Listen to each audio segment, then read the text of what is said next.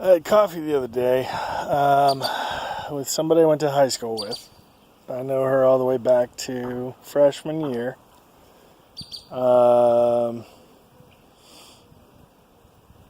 We've been close for a long time. She was a good friend of mine before she started dating my best friend in high school. They eventually got married. I asked her if she wanted to contribute a video for the documentary, and I already knew what her response was gonna be, and she said, "Oh hell no." She didn't say hell though. So I'm gonna try not to identify her. I mean, if you know me, and you know how far back that goes, and you can probably figure out who the parties involved are.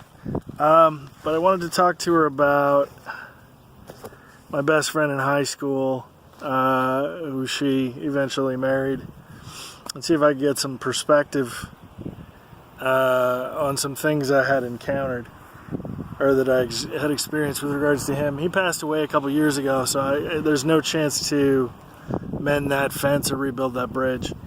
And in high school, it's funny because I made D&D characters with a group on, I think it was Sunday night, and the dungeon master asked me what my experience was with role-playing, and so I went into my resume, which is I started playing Dungeons & Dragons in second grade. I played Marvel superheroes starting in junior high, and then in high school I met up with the gaming group I was part of for most of high school. And we played just about everything. But we always came back. It's funny, once I start recording a video, now people are on the move. But there hasn't been anybody moving for like 20 minutes, half an hour. We played everything. We played Star Frontiers, we had a Traveler campaign, played Gamma World, you name it, we played it, if it was like 85 to 89 roughly. But the game we always came back to was Marvel. And to complete my resume, I took up Vampire the Masquerade in the early 90s in college, played it for a good 10, 15 years. There's a long story about White Wolf Publishing and their chat room and the switch from HTML to their Java server, or their Java-based chat and the server that they were running that on. And then my role-playing has been kind of hit and miss since I stopped playing on the White Wolf server. A little bit here and there, a bunch of different groups I played with for a limited time, and then I reconnected with some people that I've known for a while and started gaming with them. But the game we always came back to in high school was, Marvel superheroes. And as teenagers, we created characters that were based on ourselves. There were 5 of us, and so since there were 5 of us, and us being the asshole teenagers we created a group named Pentagram, and each of the 5 of us derived our powers from a demon that had been split into 5 pieces, and we each gained a piece of the demon. So we thought we were mutants, but we weren't. And so as we played Marvel, we associated our characters with the X-Men. So our characters are very closely tied to the X-Men. My best friend, the friend in question, the one we're going to talk about, his character was in love with Rogue, and long before Gambit was the person who could touch Rogue, my friend's character was the character whose mutation allowed him to touch Rogue. My character was associated with Kitty Pryde, because when I created my character I was 15, she was 15. So long before she married Star-Lord, my character and Kitty Pryde were married. My character could generate and control electricity, and I've known basically what he's been doing ever since we created him at 15. Played him again with a different group around 20. He started, his name is Lightning. And then he became Soulstorm for a while, and then he became Tempest, and he started working for S.H.I.E.L.D. I'll probably go into that story another time, because that's not really the point of this one. But my friend and I, when I moved out on my own at the age of 17, I rented a room from the people that lived next door to him. Their names were Fran and Christina. And I rented a room for like 3 months before he and I got an apartment together. And the friend I had coffee with, she and I talked about that for a little while because she was there a lot. We all basically lived together. And we were miserable roommates for each other. None of us knew anything about cohabiting. We were young and stupid and arrogant, and we didn't really spend a whole lot of time discussing it because we recognized that, yeah, we made a ton of mistakes, and it was better just to put that behind us and chalk it up to experience than to spend any time apologizing, making peace, any of that. We were both done with that. But there was a point where I told my best friend from high school, I should give him like a pseudonym or something. I told him I didn't need a leader anymore because he was the leader of our peer group, essentially. Everybody else looked up to him. And I had outgrown that dynamic. And I asked his wife, who I should also give a pseudonym to, said that seemed to drive a wedge between the two of us, and I don't think our friendship was ever on even footing after that. And then I moved out, moved in with my then girlfriend, Deborah. I was 18, she was 34. That relationship went on for 4 years, and it cost me a whole lot. We can talk about that again later, too. But there was a point a little further down the line when the two of them had their own house on West Point over by BC, Bakersfield College, that he wanted to talk to me about the characters we had created, because there were several points at which we tried to get it made into a comic book. At one point we had an artist who was extremely Christian, and we got all our script and character concept drawings and all that. We got it all back in a peachy, along with several religious cartoon pamphlets warning us about the dangers of Satanism because of the name of the book. And the fact that one of the five of us, his character actually embodies the physical form of the demon, which informed my later stories, but that's for another time. And he wanted to talk to me about those characters because there was let's say I was the sixth member of the group, and the person who had been part of the group moved away before I met everybody else. So in a lot of ways, I took on the dynamic of a substitute for the fifth member of the group. I was like the person off the bench. But then me and another guy did most of the writing and the storytelling for the Marvel gaming we did, and yeah, that became more integral. The five of us got really tight. Well, that person who left took his place in the group back at some point, and they all went to their wedding, and I didn't go. I need names to keep these people separate. My friend wanted to talk to me about a cartoon they wanted to make that the person I had replaced, let's say, had a contact that they wanted to make a cartoon around Pentagram. So they wanted all the material that I had back. They wanted me to surrender my copyright. It's a poor man's copyright. I had everything mailed to myself so I could prove that I had it all, because I had postmarks on everything. It's never been open. So they wanted to make a cartoon based on our characters, but they wanted to leave me out.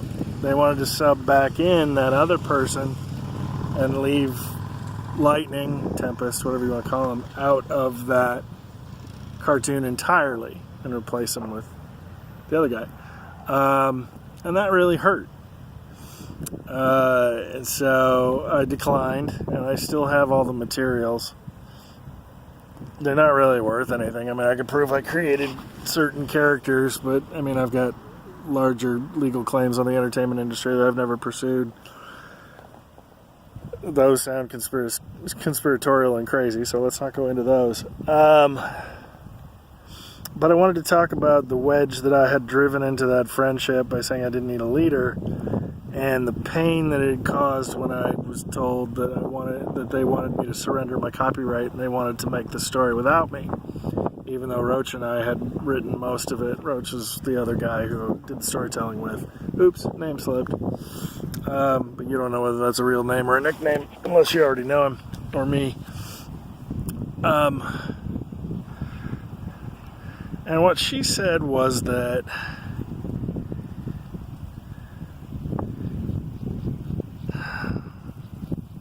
I'm waiting till somebody's out of earshot. What she said that was that because of his own issues, and I won't go into those, he became a very one-shot person. That there wasn't a whole lot of forgiveness in him, and he was never really that strong with forgiveness. That if you crossed him, you were out. There wasn't really a way to reconcile that. And so when I had driven that wedge in, he had written me off. But she also told me that he was like that with everybody. That he was like that with the best man at his wedding. And so that brought me back to the 4 agreements, because that's one of the texts that helped me reconstruct my mind in 2006, 2007. And the 4 agreements by Don Miguel Ruiz, which I've talked about before. Be impeccable with your word. Always do your best. Don't take anything personally, and don't make assumptions. Now, I'm good at the first 2. Be impeccable with your word and always do your best. I'm terrible with the second 2, and I've been working on them for a long time. I make a lot of assumptions, and I try and check those. So if you see me having made an assumption about you, go ahead and point it out and go, I think you've made an assumption there, and I will likely be conciliatory and go, oh, you're right. Let's examine that. But I'm also not good at not taking things personally. I make things personal when they weren't, and I've worked pretty hard on that over the last 10 years too. So her telling me that about my friend from high school made me realize that I had made it personal when it wasn't. I had taken something personally that was just part of who he is. And I recognized the issues that he struggled with that made him like that. Because there's similar stuff. I mean, I don't have the problem with forgiveness. I probably have the opposite problem. I forgive too much. But it's for the same reasons. It's a completely diametrically opposed reaction to the same problem or to the same stimulus.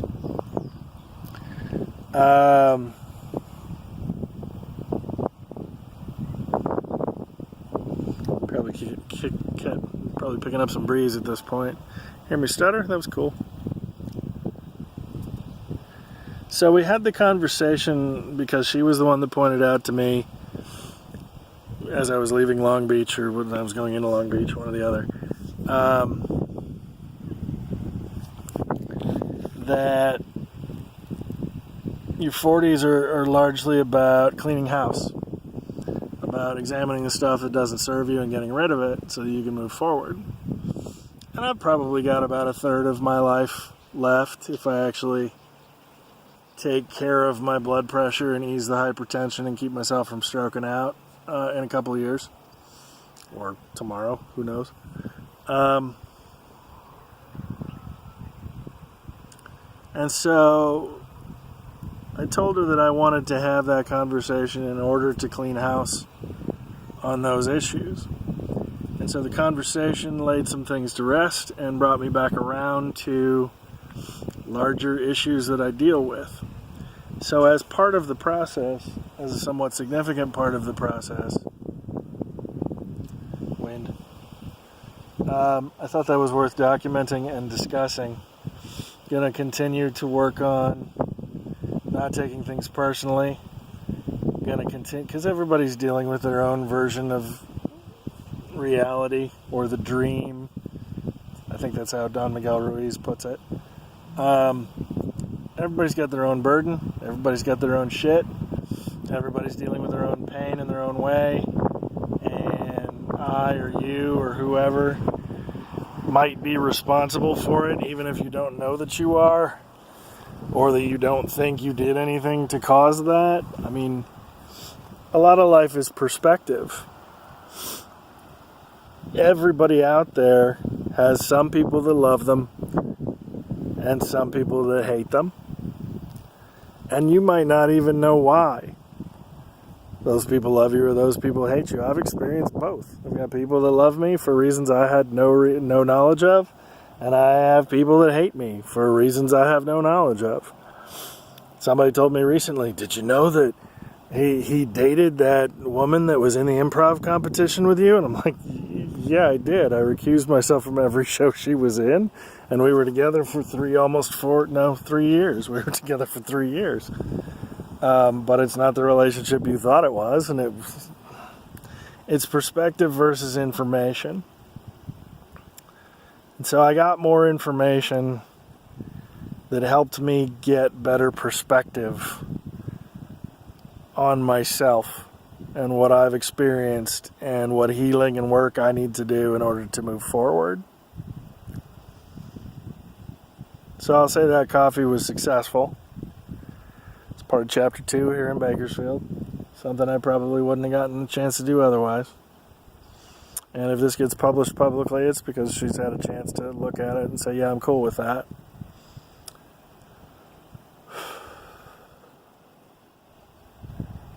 If you're one of the people that loves me, know that I appreciate you. You mean a lot to me, whether I know that you love me or not. If you're one of the people that hates me, I wish there was a way I could make it better. Heal your pain, heal your wounds, ease your suffering. None of us gets out of this alive. And so I try and live by first do no harm. Sometimes we do harm by accident. Sometimes we do harm because we're not in a good place ourselves and lashing out from our... It's like that girl I dated who was in the improv competition with you.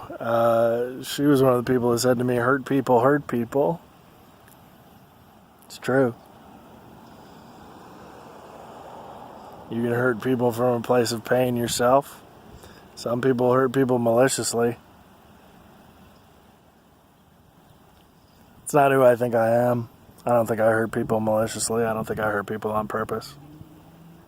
But there are those out there who think that I do. I don't mean to lighten their pain or make light of their pain. It's not who I think I am. And I wish I could make it better, folks. I really do. If there's something you want to heal with me, let me know.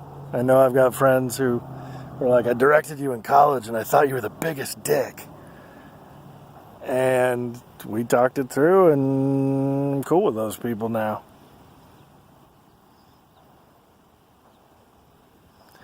I'm going to stop there. If there's something I can help you heal, let me know.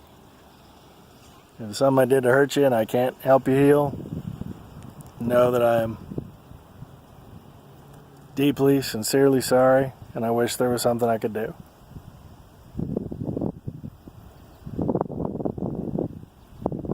Best I can do is be the best me I can be moving forward, and I'm doing my best to do that, and I think the videos I've created and will continue to create illustrate that journey I'm on. So, peace.